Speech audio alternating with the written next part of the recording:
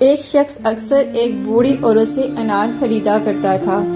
وزن اور پیمائش اور قیمت کی ادائیگی سے فارغ ہو کر وہ انار کو چاک کرتا اور ایک دانہ اپنے منہ میں ڈال کے شکایت کرتا کہ تو کھٹے ہیں، اور یہ کہہ کے وہ انار اس بوڑھی عورت کے حوالے کر دیتا۔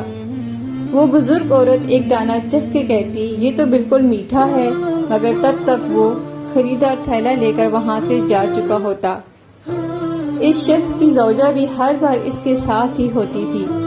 اس کی بیوی نے پوچھا، جب اس کے انار ہمیشہ میٹھے ہی نکلتے ہیں تو یہ روز کا ڈرامہ کیسا؟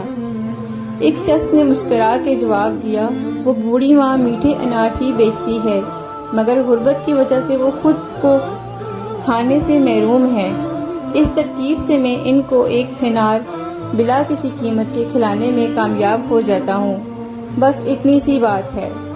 اس بوڑھی عورت کے سامنے ایک سبزی فروش عورت روزانہ یہ تماشا دیکھتی تھی، سو وہ ایک دن پوچھ بیٹھی، یہ آدمی روزانہ تمہارے انار میں نقص نکال دیتا ہے اور تم ہو کہ ہمیشہ ایک زائد انار وزن کرتی ہو، کیا وجہ ہے؟ یہ سن کے بوڑھی عورت کے لبوں پہ مسکراہٹ کھل گئی اور وہ گویا ہوئی، میں جانتی ہوں کہ وہ ایسا مجھے ایک انار کھلانے کے لیے کرتا ہے، اور وہ یہ سوچ بیٹھا ہے کہ میں اس سے بیگانہ ہوں۔